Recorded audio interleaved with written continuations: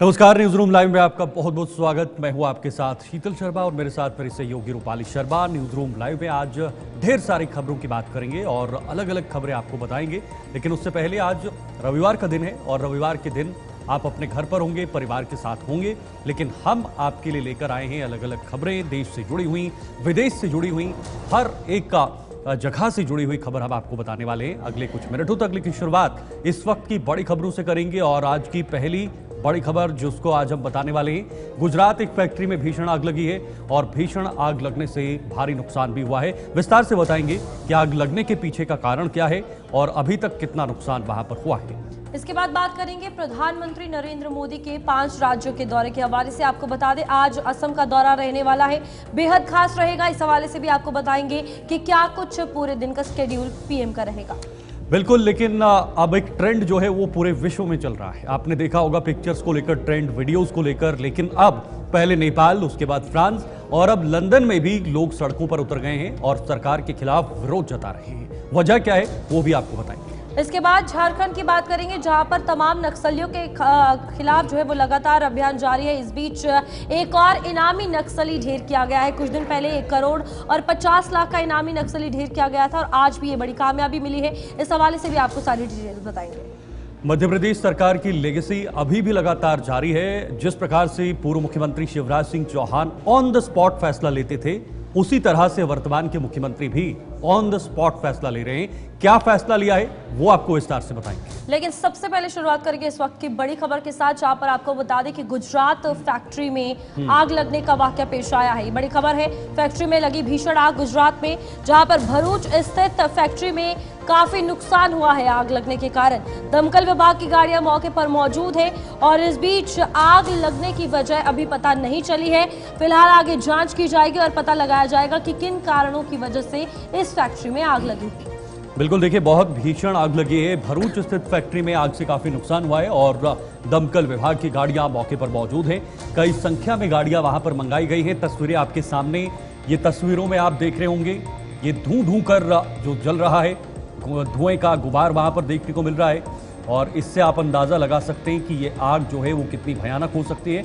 लेकिन आग लगने के बाद वहां पर तुरंत फायर ब्रिगेड को बुलाया गया। फायर ब्रिगेड की तमाम सारी गाड़ियां वहां पर पहुंची और इस आग को बुझाने का एक प्रयास जो है वो किया गया। हालांकि नुकसान भी बहुत बताया जा रहा है। एक फैक्ट्री में आग लगी है, जान माल का कितना नुकसान है उसकी अभी उसका आंकड़ा और उसकी स्थिति अभी स्पष्ट नहीं है।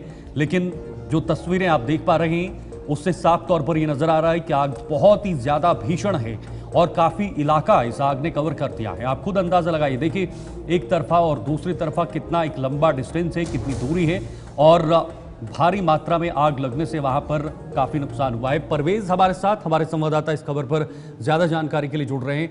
परवेज, पूरी घटना की जानकारी दीजिएगा जरा, आप कहां पर यह आग लगी है और कितना नुकसान अभी तक रिपोर्ट किया गया है। जी आपको बता दें, इस तरह भरूच के पास अंकलेश्वर के इलाके में पानोली स्थित संघवी नाम की जो ये फैक्ट्री है उसमें अचानक आग लग चुकी थी और इसका धड़ाका इतना जबरदस्त था कि आजू बाजू के गांव में भी जो है वो दहशत का माहौल हो चुका था और पूरे गांव वाले जो है इस घटना को लेकर काफी डर से सहम गए थे। और इस जगह पे इतनी आग इतनी विकराल थी, इतनी बड़ी थी कि इसके गुब्बारे और इसके धुएं जो है वो दूर दूर तक दिखाई दे रहे थे। और आग लगने के साथ ही आजू बाजू के 10 जगह की जो है वो फायर की गाड़ियां मौके पर पहुंच चुकी थी और आग को भारी जहमत के बाद जो है वो काबू में लिया गया था।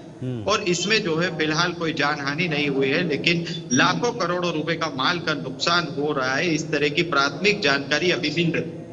परवेज, अभी इस वक्त क्या कुछ स्थिति है, क्योंकि आग जिस तरीके से थी उस पर काबू पाना काफी ज्यादा मुश्किल था। इस वक्त सिचुएशन क्या कुछ है, कौन कौन सी टीम्स वहां पर मौजूद है?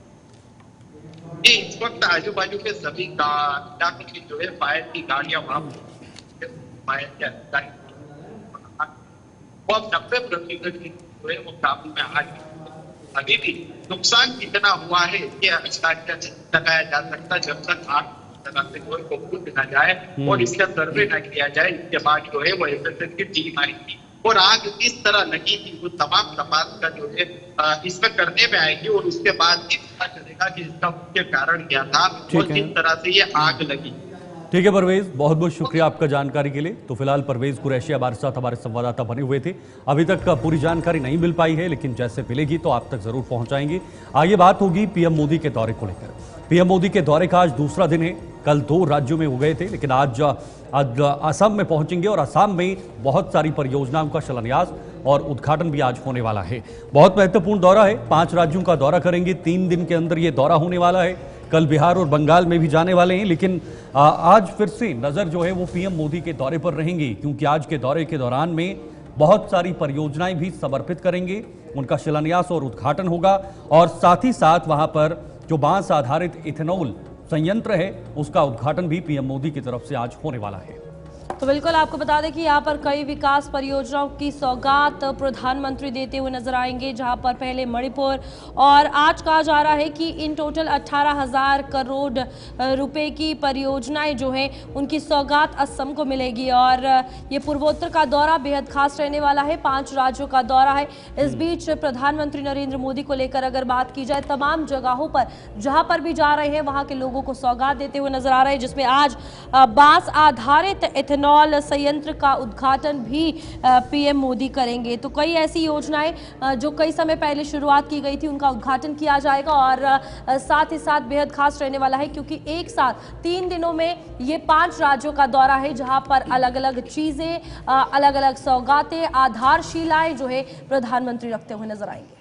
बिल्कुल, देखिए 11:30 बजे कार्यक्रम शुरू होना है। 11:30 बजे के आसपास का समय निर्धारित किया गया है और उसके बाद धीरे धीरे असम को लेकर भी तमाम परतें खुलेंगी और बहुत सारी परियोजनाओं का शिलान्यास और उनको धरातल पर उतारने का एक जो जिम्मेदारी सरकार की होती है, वो केंद्र से लेकर राज्य, दोनों सरकारों के समन्वय के बीच राज्यों को आगे बढ़ाया जाता है, राज्यों के विकास को किया जाता है और उससे हमारे देश का विकास भी होता है। तो कोशिश यही है, प्रयास यही है पीएम मोदी का कि हर राज्य तक पहुंचा जाए, चाहे वो उत्तर भारत का राज्य हो या फिर दक्षिण भारत का हो, उत्तर पूर्वी राज्य हो। तो फिलहाल पूर्वोत्तर राज्यों पर इस वक्त फोकस पीएम मोदी की तरफ से किया जा रहा है। कल आपने देखा दुर्गम स्थिति में कैसे रेल लाइन को मिजोरम तक पहुंचाया गया, वो अपने आप में बड़ी उपलब्धि है, न सिर्फ भारत के लिए बल्कि पूरी दुनिया में एक मैसेज है कि भारत किस रफ्तार से आगे बढ़ रहा है। Rail connectivity, road connectivity, infrastructure, शिक्षा को कैसे बढ़ावा देना है, शिक्षा के संस्थानों को कैसे एस्टेब्लिश करना है अलग अलग जगहों पर, या फिर स्वास्थ्य संस्थानों को, चाहे फिर एम्स हो या बाकी अन्य संस्थान हो, उनको कैसे बढ़ाना है, उनकी संख्या को कैसे बढ़ाना है। तो कुल मिलाकर चारों तरफ इस वक्त जो प्रक्रिया है वो चल रही है और यही वजह है कि पूर्वोत्तर के राज्यों को बूस्ट करने के लिए पीएम मोदी खुद उस दौरे पर जा रहे हैं और अलग अलग राज्यों में कल भी आपने देखा दोनों जगहों से उन्होंने कितनी परियोजनाओं का शिलान्यास किया, रेल लाइन का उद्घाटन किया और लोगों को कहा कि जिस तरह से हमारी इच्छा शक्ति और जो हमने एक विजन सोचा था कि इस राज्य तक जो है वो रेल लाइन पहुंचानी है, उसके सामने चुनौतियां बहुत थी, लेकिन उन चुनौतियों को पार करते हुए वहां पर रेल लाइन को पहुंचाया है। इससे पहले आपने जब जम्मू कश्मीर का देखा था, वहां पर रेल लाइन को पहुंचाया था, वो भी अपने आप में बहुत बड़ी उपलब्धि मानी गई थी। फिलहाल प्रधानमंत्री का असम दौरा है, जिसमें गोलाघाट जिले में नुमालीगढ़ में 5,000 करोड़ रुपए की सौगात प्रधानमंत्री नरेंद्र मोदी देंगे। इसके बाद नवनिर्मित बांस आधारित इथेनॉल संयंत्र का उद्घाटन भी पीएम मोदी की तरफ से आज होगा। ये तय कार्यक्रम है जो आज होने वाले हैं। इसी के साथ साथ आपको बता दें, क्षमता 5 KTPA है और ईंधन ग्रेनेड एथेनॉल जो है इसकी क्वालिटी है। फिलहाल इस इंजन को जो है आज किया जाएगा, उद्घाटन किया जाएगा इसका। इसके साथ 7,230 करोड़ रुपए की लागत वाली पेट्रोफ्लूइडाइज्ड कैटालिटिक क्रैकर इकाई भी, आधारशिला भी रखेंगे। ये भी एक बहुत मुख्य कार्यक्रम इसमें रखा गया। और आपको बता दें कि ये 307 KTPA प्रोपेलीन का उत्पादन करेगी। बिल्कुल, देखिए हर क्षेत्र में, और इसके साथ साथ मंगलदाई और नुमालीगढ़ में जनसभाओं को भी आज पीएम मोदी की तरफ से संबोधन होने वाला है। बिल्कुल, यहाँ पर शाम के वक्त आपको बता दें कि जोरहाट हवाई अड्डे से कोलकाता के लिए रवाना होंगे, फिर बंगाल 2 दिवसीय दौरे पर रहेंगे। बिल्कुल, देखिए इसके बाद फिर से बात करेंगे क्या क्या उनके दौरे के बिंदु रहेंगे। तो फिलहाल ये तमाम चीज़ें आपने देखी, इससे आप समझ गए होंगे कि पूरा मामला जो है वो किस तरह से आगे बढ़ेगा, पूरा कारवां आज दिन का पीएम मोदी के इस दौरे को लेकर कैसे आगे बढ़ेगा। आगे बढ़ेंगे जहां पर बात करेंगे नेपाल के हवाले से। बिल्कुल आपको बता दें आज नए मंत्रिमंडल का विस्तार हो सकता है, ये बड़ी खबर है इस वक्त की नेपाल से, जहां पर फिलहाल आपको बता दें इन तमाम चीजों को लेकर तमाम बिंदुओं पर चर्चा होगी और आज मंत्रिमंडल का विस्तार होगा। अंतरिम सरकार का आज मंत्रिमंडल विस्तार है, जहां पर नेपाल में हिंसा के बाद अब हालात सामान्य हो रहे हैं। कश्मकश में नेपाल था, नई सरकार बन चुकी है और इस बीच आज ये कहा जा रहा है फिलहाल तो यहाँ पर आपको बता दें कि मंत्रिमंडल का गठन जो है वो आज किया जाएगा और इसी के साथ सरकार बनने के बाद फिलहाल इस पर आज जो है वो तमाम नाम सामने आएंगे। बिल्कुल, देखिए अभी अभी अंतरिम सरकार बनी है और अंतरिम प्रधानमंत्री सुशीला कार्की को जिम्मेदारी दी गई है। आज मंत्रिमंडल का गठन होने वाला है क्योंकि पहली बार वो प्रधानमंत्री बनने के बाद अपने मंत्रिमंडल का गठन करेंगे और गठन के बाद ये सरकार जो है आगे बढ़ेगी। इनके कंधों पर जिम्मेदारी होगी चुनाव को करवाना, चुनाव को शांतिपूर्ण ढंग से करवाना। उससे बड़ी चुनौती ये होगी कि जब से सरकार बनी है तब से लेकर अगले चुनावों के बीच का जो समय रहने वाला है, जो बीच का जो एक पूरा समय गुजरेगा, उस समय को कैसे सरकार के नियंत्रण में रखा जाएगा, लोकतंत्र के दायरे में रखा जाएगा, ताकि वहां पर युवा फिर से उग्र ना हो, कोई हिंसा ना हो, कोई दिक्कत ना हो। उन तमाम चीजों को लेकर फिलहाल ये सरकार के कंधे पर जिम्मेदारी है। कैप्टन यूके देवनाथ जी इस वक्त हमारे साथ जुड़ रहे हैं, सीधे उनसे बातचीत करते हैं। जो नई सरकार वहां पर बनी है, अंतरिम सरकार, उनके कंधों पर क्या चुनौतियां रहेंगी, क्या जिम्मेदारियां रहेंगी और उसके लिए उन्हें कैसे वो निर्वहन करेंगी, ये सबसे बड़ा सवाल और पूरी दुनिया की नजरें भी नेपाल पर बनी हुई है। ग्रुप कैप्टन यूके देवनाथ जी, बहुत बहुत स्वागत सर जुड़ने के लिए और शुक्रिया समय दिया आपने। नेपाल में फिलहाल अंतरिम सरकार बन गई है, वहां पर सुशीला कार्की को जिम्मेदारी दे दी गई है और उनके कंधों पर सबसे बड़ी जिम्मेदारी यही रहेगी क्योंकि वो उनका जो बैकग्राउंड है वो संवैधानिक पदों से जुड़ा हुआ है। और अभी जो सबसे बड़ी चुनौती या जो पूरा जो स्ट्रक्चर लड़खड़ा गया है नेपाल के अंदर, वो पूरा एक संवैधानिक स्ट्रक्चर पूरी तरह से लड़खड़ा गया है और उनके कंधों पर अब ये जिम्मेदारी होनी है कि भाई इस सरकार को नियंत्रण में भी रखना है, जेन जी को साथ में भी रखना है, आगे बढ़ना भी है और चुनाव भी करवाने हैं। जी हाँ शीतल जी, अभी सुशीला कार्की के सामने दो बड़े चैलेंज है। एक तो है नेपाल में शांति व्यवस्था को कायम रखना, क्योंकि जेनजी फिलहाल शांत दिख रही है। ऐसा ना हो कि फिर से कोई ट्रिगर हो जाए और लोग फिर से परेशान होकर सड़कों पर निकल आए। दूसरी उनके सामने जो चैलेंज है वो ये है कि अगले इलेक्शन तक यानी 5 मार्च तक नेपाल में इलेक्शन कमीशन ऑफ इंडिया को किस तरह से एक इंडिपेंडेंट लेकिन बहुत ही पावरफुल संस्था के हिसाब से आगे बढ़ाया जाए। जैसा कि हम कई देशों में देख चुके हैं कि जब वहां एक रिवोल्यूशन होती है, क्रांति होती है, तो उसके बाद नाना कारणों से इलेक्शन सिर्फ पोस्टपोन होता रहता है। क्लासिक एग्जांपल है बांग्लादेश। तो अब जेनजी को थोड़ा समझना पड़ेगा कि वह इस डेमोक्रेटिक प्रोसेस में कार्की सरकार की मदद करें। होता क्या है जमीन पर, मैं आपको बताता हूं। जैसे ही इलेक्शन की बात होगी तो बड़े बड़े डिसीजन लेने पड़ेंगे, क्योंकि अभी जेनजी का कोई पॉलिटिकल ऑर्गेनाइजेशन नहीं है। ऐसी हालत में नेपाल कांग्रेस का जो पॉलिटिकल ऑर्गेनाइजेशन है वो ग्राउंड रूट पर अभी भी ठीक है, उनके कुछ ऑफिसेज को आग लगा दी गई है, लेकिन हर जिला लेवल पर, गांव के लेवल पर, पंचायत लेवल पर जेनजी का कोई प्रतिनिधित्व तो है नहीं। बिल्कुल। तो अभी अगर इलेक्शन होगा 5 मार्च को, तो अगर ऐसे ही इलेक्शन होगा तो जाहिर मायने है कि जेनजी के बहुत ज्यादा प्रतिनिधि चुनकर नहीं आएंगे। ज्यादातर प्रतिनिधि वही आएंगे, नेपाली कांग्रेस से ही चुनकर आएंगे या कम्युनिस्ट पार्टी ऑफ नेपाल से ही चुन के आएंगे, क्योंकि वो डे टू डे जो प्रैक्टिकल पॉलिटिक्स है वो उसमें माहिर हैं। उनको मालूम है कि वोट कैसे हासिल करने हैं। तो जेनजी जो है वो आदर्शवादी लोग हैं, आदर्शवादी लोग हैं, प्लस अभी तक इनका जो दायरा है वो शहरों तक ही सीमित है। पढ़े लिखे लोग हैं, जो आम गांव के लोग हैं, अनपढ़ लोग हैं, गरीब लोग हैं, दूर दराज ऐसे लोग जिनको पॉलिटिक्स का पी नहीं मालूम, उनको अभी तक जेनजी के बारे में कुछ मालूम ही नहीं है। लेकिन ग्रुप कैप्टन यूके देवनाथ जी, जो जेनजी थे जिन्होंने हिंसा को, इतनी बड़ी हिंसा को लिया गया नेपाल के अंदर और बहुत बड़ी हिंसा हुई, तख्ता पलट हुआ, क्या उनका एक उद्देश्य था पॉलिटिकली वो आगे बढ़ना चाहते थे, या उनका उद्देश्य मात्र ये था कि भाई तख्ता पलट करना है और कोई अच्छी सरकार चुननी है? क्योंकि जब हिंसा हुई तो उन्होंने सबको टारगेट किया है, पक्ष के लोगों को भी टारगेट किया है, विपक्ष को भी टारगेट किया है। तो क्या उनका एक पॉलिटिकल वर्चस्व बनाने का एक उद्देश्य भी निकलकर सामने आ रहा है इस हिंसा से?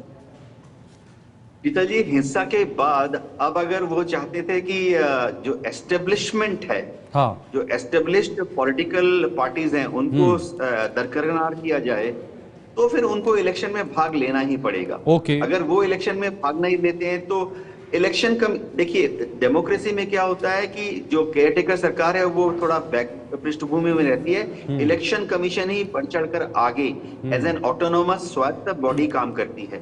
तो क्या कार्रवाई है, ऐसी कार्रवाई है, वो इनवाइट करेंगे सारे पॉलिटिकल पार्टीज को कि आके एक मीटिंग कीजिए। तो ये पहला स्टेप है इलेक्शन होल्ड करने के लिए। तो जब वो इनवाइट करेंगे पॉलिटिकल पार्टीज को कि आके मीटिंग कीजिए, तो कौन आएगा?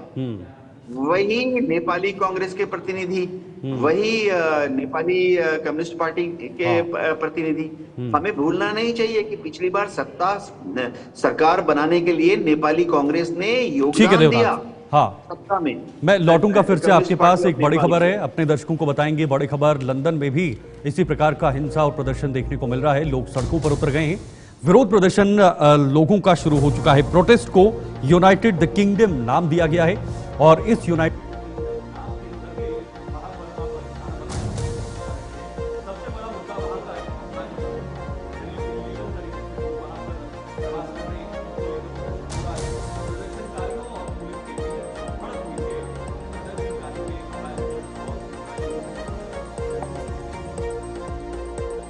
को बता दें कि यहाँ पर लंदन में लोगों ने ये विरोध प्रदर्शन किया है और इस बीच प्रोटेस्ट को लेकर अगर बात की जाए तो सड़कों पर आपको बता दें कि 1 लाख से ज्यादा लोग जो है वो उतर चुके हैं।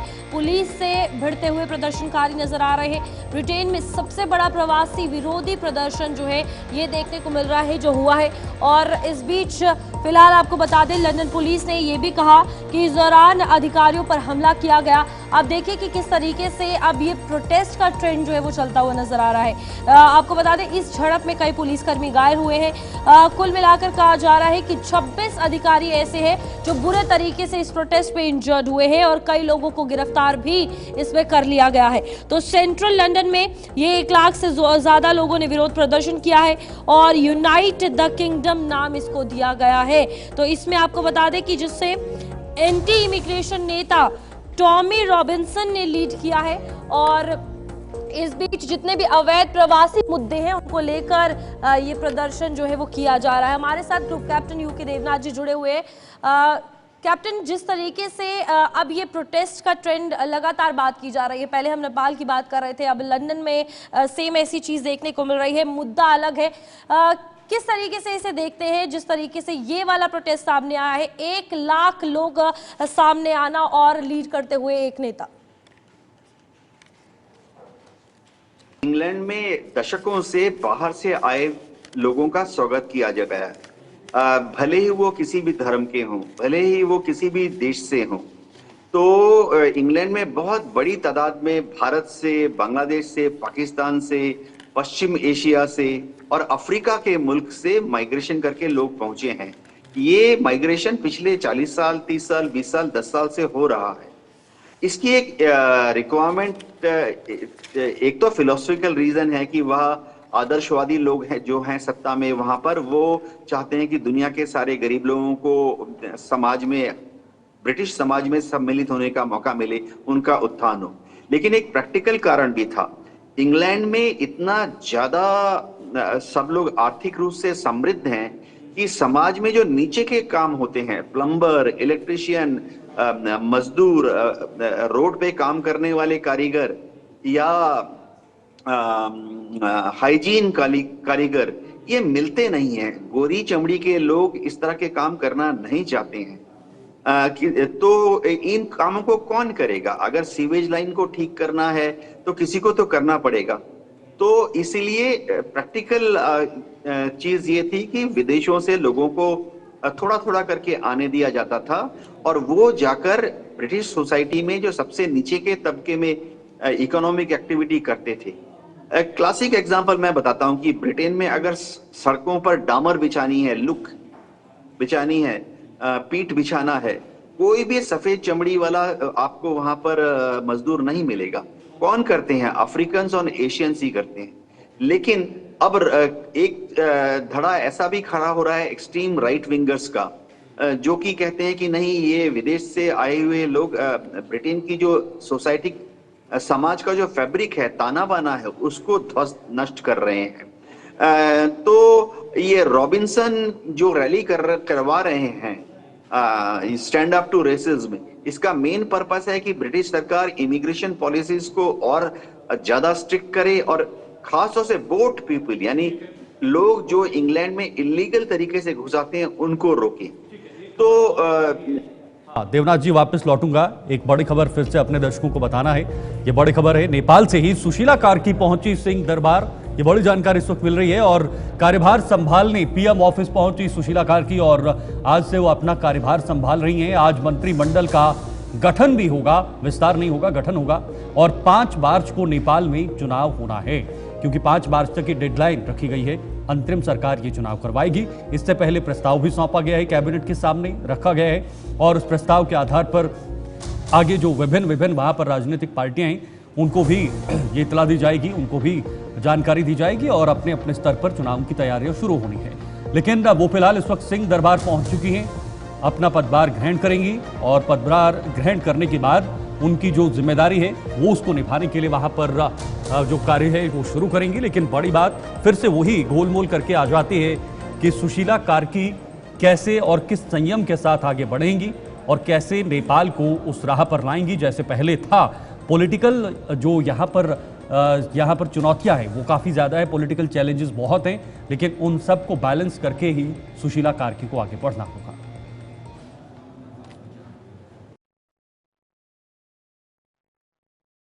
चुनौतीहरू सिर्जना भएको छ।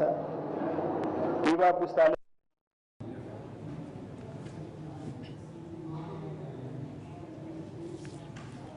चलिए, ग्रुप कैप्टन यूके देवनाथ जी फिलहाल हमारे साथ बने हुए हैं। यूके देवनाथ जी, सुशीला कार्की पहुंच चुकी हैं, अपने पदभार जो है वो ग्रहण कर लिया है ऑफिशियली और अब वो नेपाल की अंतरिम प्रधानमंत्री ऑफिशियल तरीके से, या जिस कार्य के लिए उन्हें चुना गया है उसके लिए वो अपनी कुर्सी उन्होंने संभाल ली है। लेकिन गोलमोल करके फिर बात वहीं पर आती है कि वो कैसे बैलेंस बनाकर चलेंगी, कैसे नियंत्रण बनाकर चलेंगी, संविधान के दायरे में रहकर, लोकतंत्र के दायरे में रहकर, आगे रहकर इन तमाम चुनौतियों का सामना करेगी। जेनजी भी, जो अन्य पॉलिटिकल पार्टीज हैं उनको भी साथ लेकर जाना है।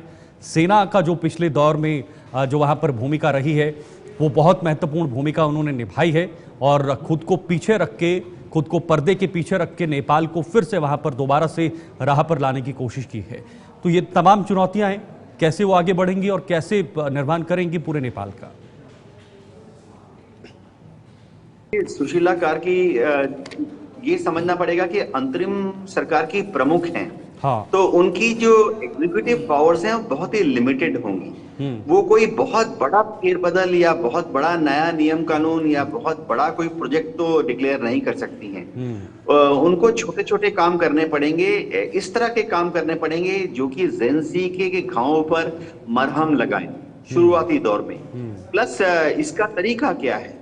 एक तरीका तो जैसे जेनजी ने पहले ही कह दिया है कि जो लोग मारे गए हैं उनको मुआवजा दिया जाए, उनको देश का हीरो डिक्लेयर किया जाए। लेकिन सबसे सेंसिटिव बात है कि अब किन लोगों को वो अपने विदेश मंत्री, अपना डिफेंस मिनिस्ट्री, अपना फाइनेंस मिनिस्टर चुनती हैं।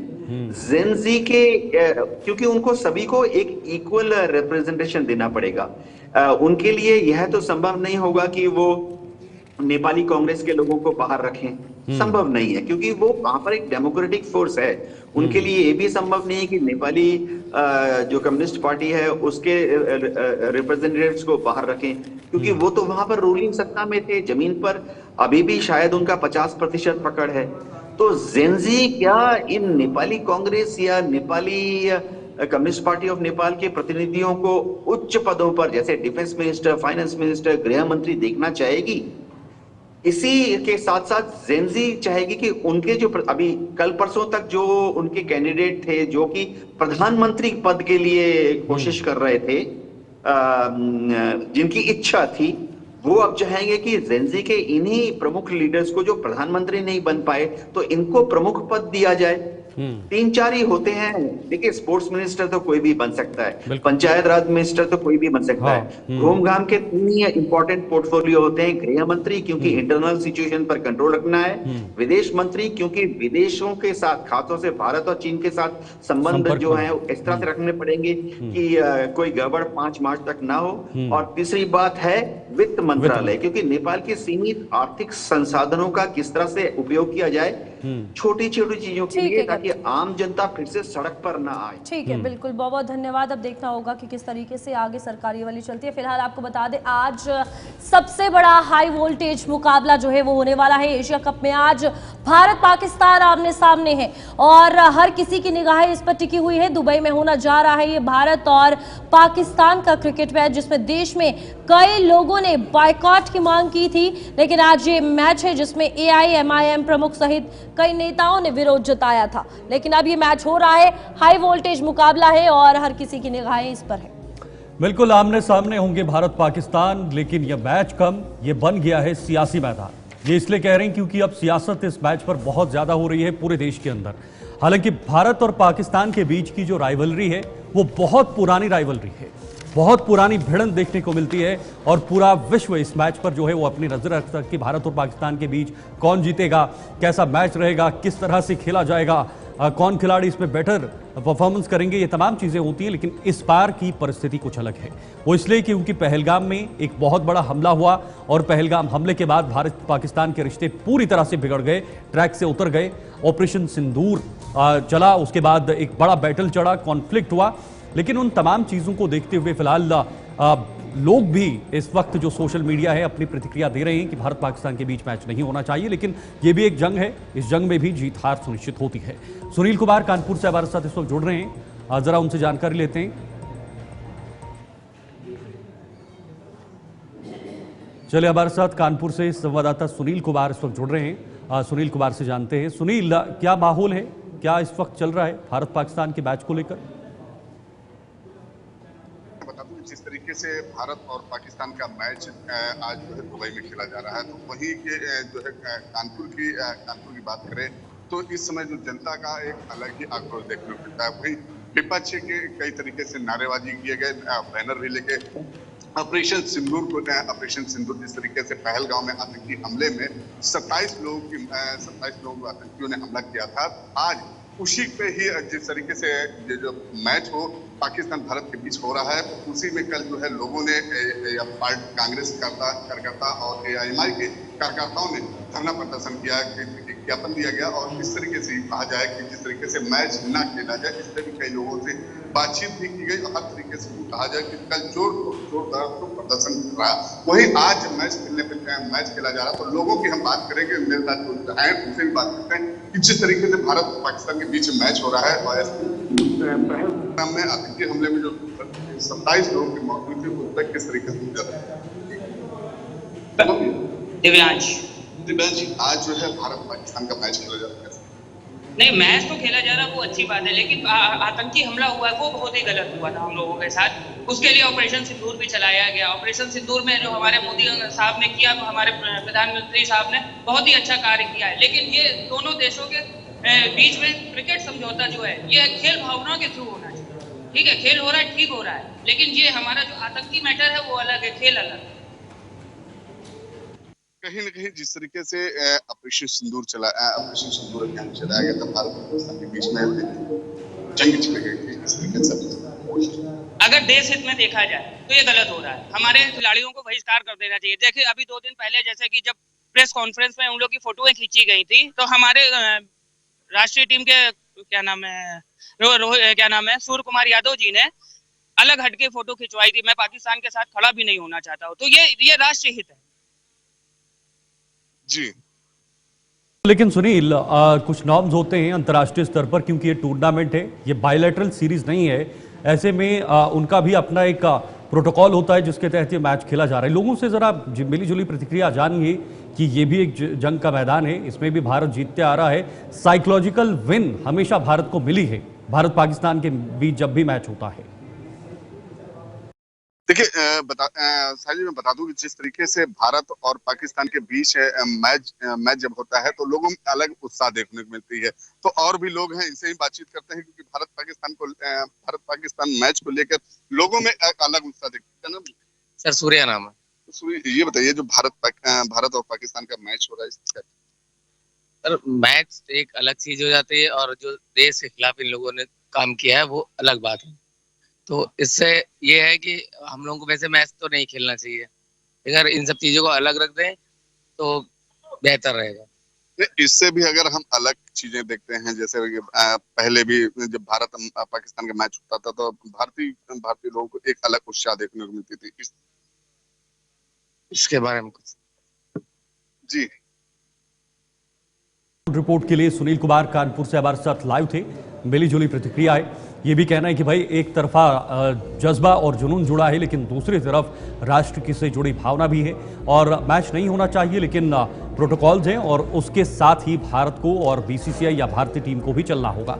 अब बात झारखंड की करेंगे, जहां पर एक और नक्सली को मार गिराए हैं और ये छोटे मोटे नक्सली नहीं है, बल्कि लाखों के रुपए में हिसाब से इन पर इनाम लगा हुआ था। 10 लाख इनामी ढेर कर दिया है। शशिकांत पर 10 लाख रुपए का इनाम था और 2 या 3 दिन पहले 1 करोड़ के इनामी को वहां पर मार गिराया गया था, जिस पर 1 करोड़ का था और दूसरा 45 लाख जिस पर इनाम था उसको मार गिराया था।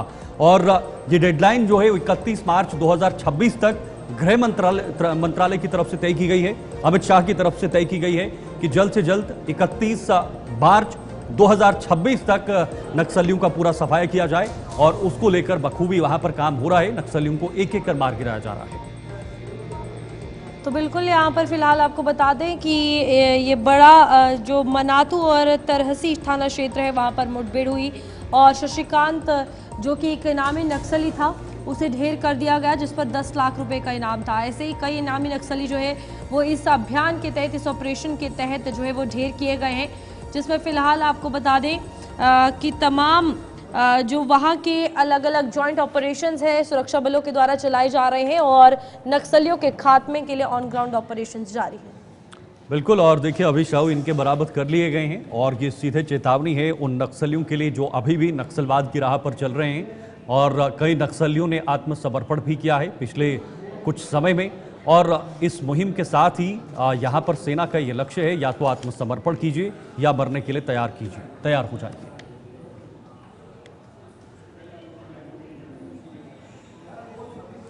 रवि गुप्ता हमारे संवाददाता फिलहाल इस खबर पर जुड़ रहे हैं। रवि, एक और बड़ा जो नक्सली था उसे मार गिराया है, 10 लाख का इनाम इस पर घोषित था। इसके साथ साथ क्या और भी नक्सली शामिल हैं जिनको मार गिराया गया है? मैं बता दूं कि शशिकांत गिरोह का नक्सली जो था टीएसपीसी ग्रुप का था। मुकेश यादव नामक नक्सली को अहले सुबह पलामू पुलिस, कोबरा के जवान और सीआरपीएफ के जवानों ने मुठभेड़ में मार गिराया है। अगर कहे तो कुछ दिन पूर्व 2 जवान शहीद हो गए थे। पलामू पुलिस ने शहीद जवानों का शहादत का बदला लिया है और उसके पास से एक इंसास राइफल को भी बरामद किया है। मुकेश यादव की अगर बात की जाए तो वो 5 लाख का इनामी था और उसे अहले सुबह 7 बजे मनातू के तरहसी जंगल के पास जो है वहां उसकी मुठभेड़ की जाती है। और फिलहाल अगर अभी बात की जाए तो पूरे मामले को लेकर पुलिस कप्तान रिश्मा रवेशन पूरी नजर बनाए हुए है और लगातार आप देख रहे होंगे शीतल कि कुछ दिन पूर्व भी लातेहार जिला में 9 नक्सलियों ने आत्मसमर्पण किया था।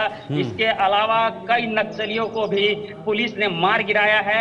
लगातार एक तरह से कहे तो झारखंड में नक्सलियों का और अपराधियों का जो बोलबाला हुआ करता था उसको ध्वस्त करने में कहीं न कहीं झारखंड सरकार, केंद्र सरकार पूरी तरह से सजग नजर आ रही है। अगर दूसरी ओर बात करें तो झारखंड में अगर पहली बार बात करें तो अपराधी संगठन के बड़े जो अपराधी संगठन थे उसके डब्लू सिंह उन्होंने भी आत्मसमर्पण पलामू में किया था, जिसके बाद अपराधियों का भी जो मनोबल सर चढ़कर बोल रहा था वो भी कम हो गया है। जी शीतल। ठीक है रवि, बहुत बहुत धन्यवाद इस हवाले से जानकारी देने के लिए। तो यहाँ पर ये बड़ा ऑपरेशन जो है वो चल रहा है जहाँ पर तमाम नक्सलियों को ढेर किया जा रहा है और जिस तरीके से गृह मंत्री अमित शाह ने कहा था 2026 में नक्सलवाद खत्म होगा तो उस राह पर झारखंड चल रहा है, छत्तीसगढ़ भी। आगे बढ़ेंगे जहां पर मध्य प्रदेश के हवाले से बात करेंगे, बड़ी खबर है और सीएम का ऑन द स्पॉट फैसला जो है मध्य प्रदेश में लिया गया है, जहां सीएम ने एक युवक की समस्या का मौके पर ही निस्तारण किया और अधिकारियों को वहीं पर मौके पर जो निर्देश है वो दिए गए। पहले जो मामला है वो सुना, फिर उसके बाद जो मामला सुना रहा था युवक अपनी फरियाद लेकर आया था उसे गले लगाया। बिल्कुल रूपाली, देखिए इससे पहले भी जब वहां पर पूर्व मुख्यमंत्री शिवराज सिंह चौहान हुआ करते थे और उनकी कार्यशैली भी ऐसी थी, वो भी ऑन द स्पॉट फैसला लेते थे और उसी की वजह से वो जाने जाते थे एक मुख्यमंत्री के तौर पर पूरे देश के अंदर कि भाई जहां पर भी जाते हैं तुरंत वहीं पर फैसला कर देते हैं, समाधान कर देते हैं और यही वर्तमान के मुख्यमंत्री मोहन यादव ने भी करके दिखाया है। आप खुद देख लीजिएगा तस्वीरों में किस तरह से इस युवक को गले लगाया और आश्वस्त किया कि भाई सरकार आपने चुनी है, आपने मत के साथ सरकार बनी है तो हम आपके ही तो काम आएंगे। तो सीएम जब खुद ग्राउंड पर उतरते हैं और लोगों की समस्याओं का निस्तारण करते हैं तो ये पूरे प्रदेश में जितने भी रिप्रेजेंटेटिव्स हैं, चाहे फिर वो विधायक हैं, सांसद हैं या छोटे वहाँ पर प्रतिनिधि हैं, उन तमाम लोगों को ये कहीं ना कहीं इंस्पिरेशन भी मिलती है। 420 फाइनेंस लिया था? जी सर, मैंने फाइनेंस लिया था और 8,32,000 की गाड़ी की कीमत थी और 9,86,000 जमा। प्राइवेट कंपनी है? हाँ सर, वो शोरूम वाले ने। कौन सी गाड़ी कौन सी थी तुम्हारी? बोलेरो 9+1 सर, ये 60 का लिख रखा सर। नहीं तो उसमें क्या झंझट हो गया सर? उन्होंने एक्सीलेटर बांध दिया जो 1 साल भर पहले जब बिक गया था, वही गाड़ी बॉडी चेंज करके। अच्छा, आपको गलती पकड़ा दी? जी सर, उस चेसिस नंबर से काम करके। एक काम करो, इसको 420 में बंद कराओ जिसने दिया है, मैं इस पर लिख देते हैं ना सब बता दिया।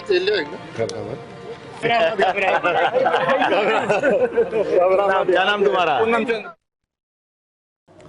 तो देखा आपने किस तरह से सीएम ने मौके पर ही अधिकारियों को निर्देश भी दे दिया कि जल्द से जल्द आप इन समस्याओं का समाधान करिए। हमारे साथ पवन पाठक हमारे संवाददाता इस खबर पर जुड़ रहे हैं। पवन, सीएम का किस तरह से ये रवैया रहा इस युवक के साथ और ऑन द स्पॉट फैसला भी किया, न सिर्फ फैसला किया बल्कि एक नॉर्मल बिहेवियर, एक जैसे दो इंसान मिलते हैं तो उनके बीच का हंसी या जो मजाक जैसा सिलसिला होता है वो तस्वीर निकलकर सामने आई है जो बड़े तौर पर एक बड़ा संदेश भी पूरे प्रदेश को दे रही है। जी शीतल, बिल्कुल। मध्य प्रदेश के सीएम डॉक्टर मोहन यादव ने एक बार फिर साबित किया है कि वे राजा जो विक्रमादित्य उनके आदर्शों को क्यों मानते हैं। अपने इसी उन्होंने जो चिर परिचित अंदाज है उसमें एक बार फिर उन्होंने सुनवाई की है और जो फैसला है वो ऑन द स्पॉट किया है। दरअसल सीएम रतलाम के दौरे पर थे, तभी जो एक शख्स है पूनम चंद नाम का, वो अपनी फरियाद लेकर के उनके पास पहुंच गया। उन्होंने उनसे बाकायदा उसकी पूरी बात सुनी और वहीं पे वहां के जो एसपी हैं उनको तुरंत उसको 420 में अरेस्ट कर और संबंधित के खिलाफ उसको बंद करने के जो निर्देश हैं वो सीएम ने दिए हैं। उस युवक की पूरी जो फरियाद थी वो एक गाड़ी को लेकर की थी कि जो गाड़ी थी उसने 8,32,000 में फाइनेंस करवाई थी। 9,86,000 रुपए वो दे चुका था, लेकिन जो बेचने वाली कंपनी ने उसको जो बॉडी है उसको बदल करके 1 साल पुरानी गाड़ी उसको थमा दी थी। सीएम ने उसकी तुरंत जो फरियाद है फैसला भी ऑन द स्पॉट किया और बाकायदा उसको जो फरियादी था उसको फिर अपने गले भी लगाया और उसको जो भरोसा, एक बार फिर जो सीएम का जो भरोसा है लोगों के प्रति, वो लोग इनकी जो तारीफ है वो करते नहीं थक रहे हैं। लोगों का कहना है कि जो जनप्रतिनिधि हैं इसी तरह से होना चाहिए कि जिससे जो लोगों की जो फरियाद है वो तत्काल उनका जो निराकरण है वो हो सके और लोग उनके इस वाकये को वाकई में याद कर रहे हैं। जी शीतल। मोहन, सिर्फ बात इतनी नहीं है कि यहाँ पर सरकार की तरफ से ये बड़ा फैसला, जनता की ये बात सुनी गई, बड़ी बात ये है कि इमीडिएटली जो करप्शन या घोटाले या गलत काम हो रहे हैं उनको लेकर जनता की फरियाद सुनते ही इमीडिएटली जो है वो ऑर्डर्स पास कर दिए गए। मतलब बख्शा कोई नहीं जाएगा, तहकीकात बाद में होगी लेकिन फैसला पहले लिया जाएगा। जी बिल्कुल, यहाँ पे जो सीएम है डॉक्टर मोहन यादव वो अपने इसी अंदाज में कार्य कर रहे हैं और वो एक नहीं ऐसे कई फैसले हैं जो वो अभी तक ले चुके हैं। वो फैसला ऑन द स्पॉट करते हैं और कोई भी जो किसी भी मामला चाहे किसी भी संबंधित हो उसका जो फैसला है उन तक यदि कोई बात आती है वो तुरंत उसको निराकरण करते हैं और लोगों की जो फरियाद है वो सुनने में आगे रहते हैं। जी शीतल। ठीक है मोहन, बहुत बहुत शुक्रिया आपका जानकारी के लिए। मोहन पाठक हमारे संवाददाता फिलहाल इस खबर पर जानकारी दे रहे थे, लेकिन फिलहाल बड़ी खबर हरियाणा से, जहां पर शिक्षा विभाग में जल्द भरे जाएंगे रिक्त पद। जो खाली पद है उनको भरा जाएगा। 250 पद को भरे जाने की बात यहां पर आ रही है। 80 और 20 के रेशो में ये प्रमोशन होने वाला है और 80% पदों पर लेक्चरर, 20 पर हेडमास्टर जो है वो प्रमोट होंगे और ये 80-20 रेशियो के साथ इसको यहाँ पर विस्तार किया जाएगा। शिक्षा विभाग का ये बड़ा फैसला और 250 पदों को जल्द से जल्द भरने की बात निकलकर सामने आई है। यहाँ पर देखिए 80 और 20 की रेशियो में ये प्रमोशन जो है वो किया जाएगा। 80% पदों पर लेक्चरर होंगे और 20 पर हेडमास्टर प्रमोट किए जाएंगे। तो यहाँ पर जो वैकेंसीज खाली पड़ी थी शिक्षा विभाग में, उन्हें जल्द से जल्द जो है वो भरा जाएगा। और 250 एक बड़ा नंबर है, 250 पद को भरा जाएगा, जहाँ पर प्रमोशंस प्लस साथ ही साथ नौकरियाँ जो है वो भी दी जा सकती है। तो फिलहाल ये बड़ी खबर है इस वक्त की, जहाँ पर आपको बता दें कि हरियाणा में जो ये रिक्त पद है उन्हें भरा जाएगा। सिक्किम से एक बड़ी खबर सामने आ रही है, जहां पर एक नेपाली को गिरफ्तार किया गया है। बिना अनुमति भारत की सीमा में दाखिल हुआ था और इसे अब गिरफ्तार कर लिया गया है। बड़ा एक्शन लिया गया है, जहां अभियुक्त के पास से भारत के फर्जी दस्तावेज भी पाए गए हैं। देखिए, बिल्कुल फर्जी डॉक्यूमेंट्स के साथ वो भारत में घुसने की कोशिश कर रहा था और जब गहन जांच की गई तो तब पता लगा कि डॉक्यूमेंट जो है ये फर्जी हैं। ये भारत के डॉक्यूमेंट है लेकिन ये पूरी तरह से फर्जी है।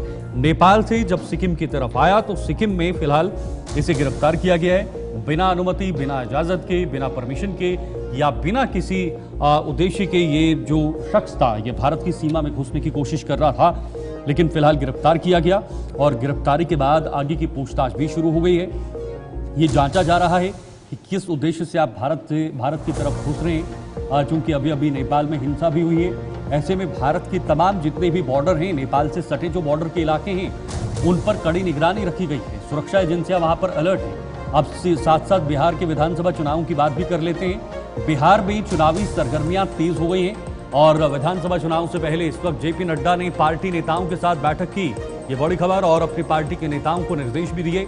तेजस्वी ने खुद को आगामी सीएम बताया है। तेजस्वी यादव ने, बीजेपी नेताओं ने तेजस्वी पर निशाना साधा है भारतीय जनता पार्टी ने, और लेकिन तेजस्वी यादव फिलहाल खुद को सीएम का कैंडिडेट बता रहे हैं। राहुल गांधी ने उससे फिलहाल किनारा काटा है। उन्होंने अभी फिलहाल इस पर कोई जो साफ बात है, स्पष्ट जो है वो फैसला नहीं लिया है। लेकिन कल जब जेपी नड्डा की वहां पर बैठक भी हुई और इस बैठक में क्योंकि वो राष्ट्रीय अध्यक्ष भी है भारतीय जनता पार्टी के, ऐसे में उनकी जिम्मेदारी है संगठन को संगठित करना और संगठन को चुनाव से पहले हर तक जनता तक पहुंचाना, उनके नेताओं को जनता तक संपर्क साधने का एक मूल मंत्र देना। ये तमाम चीजें, इन विषयों पर बातचीत हुई। दूसरी तरफ आरजेडी भी अब एक नई यात्रा वहां पर निकालने जा रही है। वोटर अधिकार यात्रा के बाद अब विशेषकर आरजेडी की यात्रा वहां पर देखने को मिल सकती है।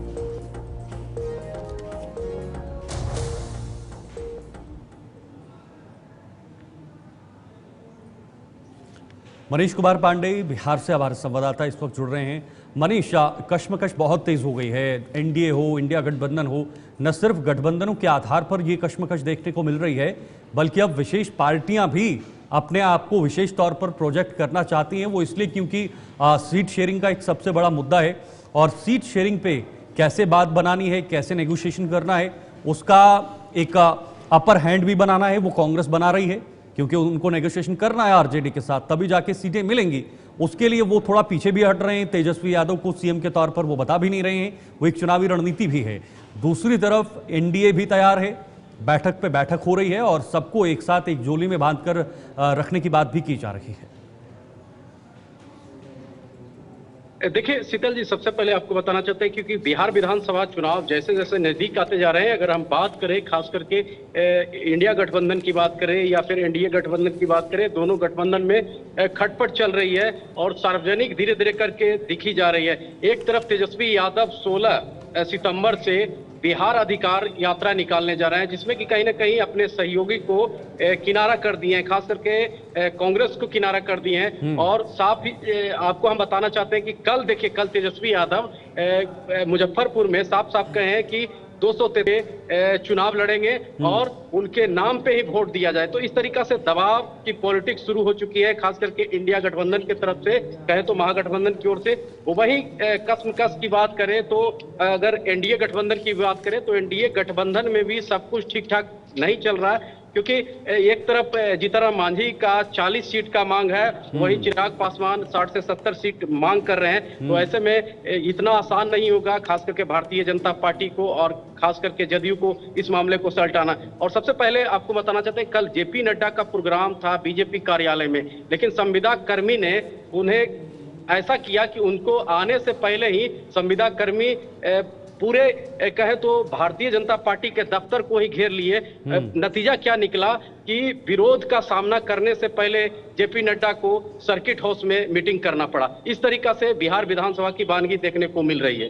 जी बहुत बहुत शुक्रिया आपका मनीष, हमारे से जुड़ने के लिए। मनीष पांडे हमें जानकारी दे रहे थे। एक और बड़ी जानकारी, हिमाचल के 7 जिलों में भारी बारिश की संभावना बताई गई है और बारिश का सिलसिला तो चल ही रहा है, लेकिन फिर से बारिश हो सकती है। हमीरपुर, कांगड़ा, कुल्लू, मंडी, शिमला, सिरमौर में अलर्ट जारी किया है। इन सभी जिलों के लिए येलो अलर्ट जारी किया है। हालांकि रेड अलर्ट नहीं है, येलो अलर्ट जारी किया है, लेकिन उसके बावजूद भी वहां पर लोगों को सचेत करने की कोशिश की गई है। पहले से ही उनको अलर्ट मोड पर रखा है, ताकि अगर बारिश ज्यादा होती है तो लैंडस्लाइड का जो खतरा है, बादल फटने का जो खतरा है, बाढ़ का जो खतरा है, वो उन लोगों के लिए बढ़ जाता है। ऐसे में उन्हें पहले से ही अलर्ट किया जाए, ताकि अगर ऐसी संभावना बनती है तो उस समय वो अपने आप को जल्द से जल्द सुरक्षित जगहों तक चले जाएं, कोई नुकसान ना हो। हालांकि जो बादल फटने का सिलसिला है वो कल भी देखने को मिला। कल भी बादल फटा, कुछ गाड़ियां उसकी चपेट में आईं। आज भी बारिश की संभावना है और बारिश के साथ साथ लैंडस्लाइड की घटनाएं भी वहां से सिलसिलेवार सामने आ रही है। बिल्कुल, यहाँ पर आपको बता दें कि इस वक्त भारी बारिश के चलते अलर्ट जो है वो तमाम पहाड़ी इलाकों में जारी कर दिया गया है। इस बीच हिमाचल में भी 7 जिलों में भारी बारिश की संभावना है और कल भी हमने देखा था कि लैंडस्लाइड लगातार हो रही हैं। हमीरपुर, कांगड़ा, कुल्लू, मंडी, शिमला, सिरमौर, इन तमाम जगहों पर अलर्ट जारी है।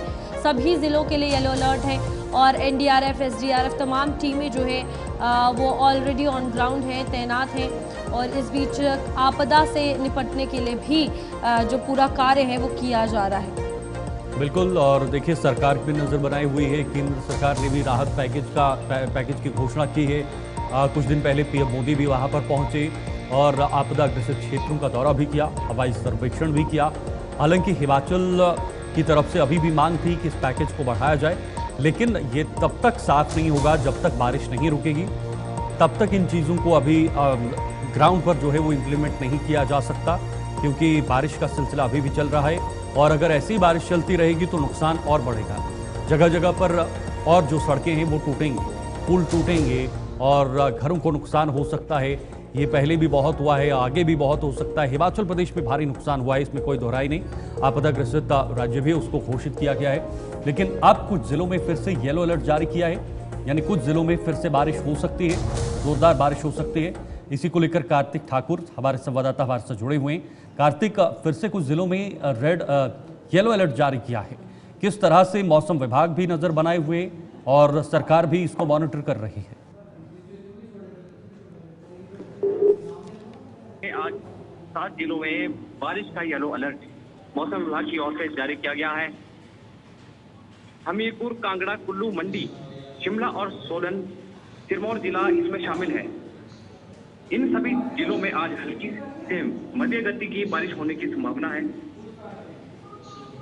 और कुछ स्थानों पर भारी बारिश देखने को मिल सकती है। मौसम विज्ञान केंद्र शिमला के अनुमान है कि आगामी कल से प्रदेश में मानसून कमजोर पड़ सकता है और प्रदेश भर में मौसम के साफ बने रहने का पूर्वानुमान है।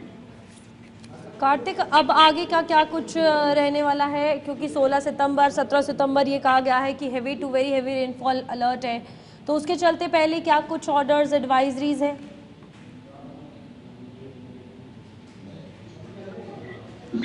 कार्तिक, आप सुन पा रहे हैं? जी। आने वाले दिनों की अगर बात की जाए, 16, 17, 18 इन दिनों के लिए वेरी हेवी यानी भारी बारिश की जो चेतावनी है वो दी गई है। इसको लेकर क्या ऑर्डर्स हैं, क्योंकि रास्ते कई सारे बंद हैं। टूरिस्ट को लेकर क्या कुछ ऑर्डर्स और एडवाइजरी दी गई है? जिस तरह से येलो अलर्ट मौसम विभाग की ओर से जारी। आज देखिए हिंदी दिवस मनाया जा रहा है और हिंदी दिवस है तो हमारे लिए भी, आपके लिए भी बहुत महत्वपूर्ण है और पत्रकारों के लिए भी बहुत महत्वपूर्ण होता है। आज देखिए गृह मंत्री अमित शाह ने कहा है कि हिंदी दिवस के अवसर पर देशवासियों को हार्दिक शुभकामनाएं, पूरे देशवासियों को हार्दिक शुभकामनाएं दी है।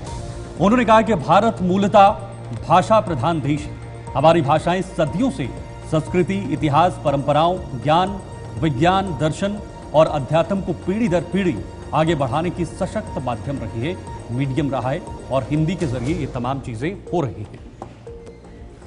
उन्होंने ये भी कहा है कि भाषाओं ने हर परिस्थिति में मनुष्य को संवाद और अभिव्यक्ति के माध्यम से संगठित रहना और एकजुट होकर आगे बढ़ाना सिखाया है। और इसी के चलते आज हिंदी दिवस पर तमाम देशवासियों को बधाई जो है गृह मंत्री अमित शाह ने दी है। आप सभी को हिंदी दिवस की हार्दिक शुभकामनाएं।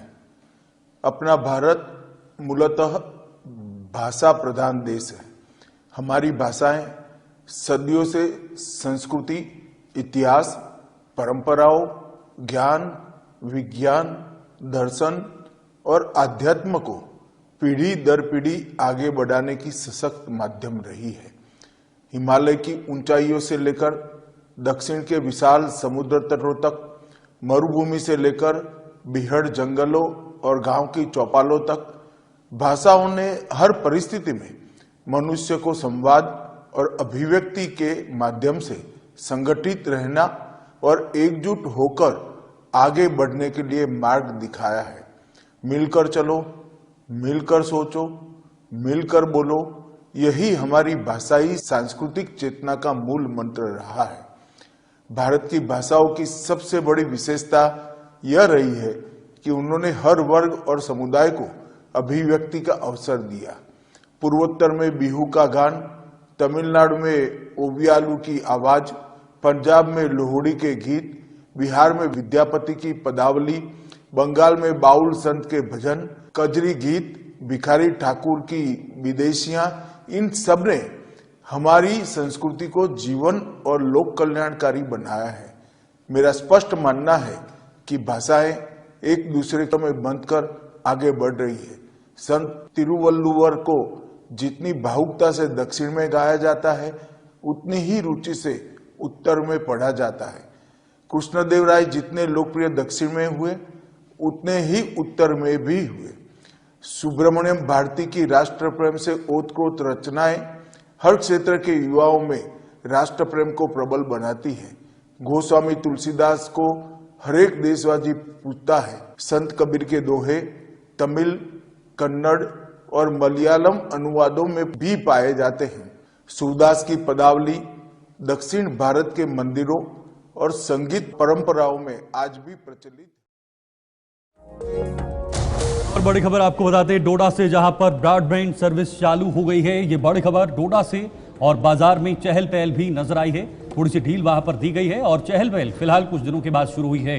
विधायक को हिरासत में लिए जाने के बाद ये पाबंदियां लगी थी और लोगों के सहयोग के बाद अब बाजार खुले हैं, लोगों ने सहयोग करना शुरू किया है।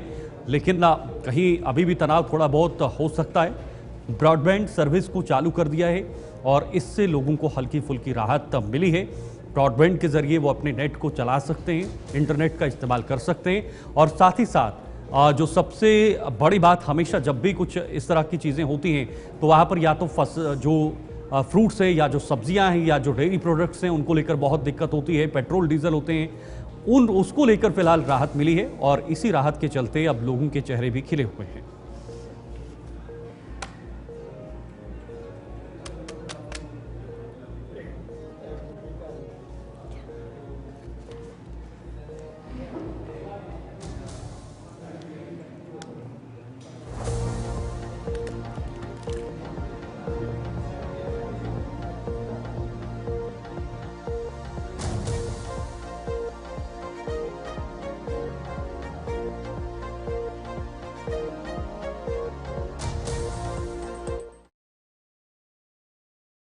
दो दिन पहले भी डील दी गई थी और आज भी बाजार में काफी ज्यादा चहल पहल देखने को मिल रही है। विकास हमारे साथ फोन लाइन पर हैं।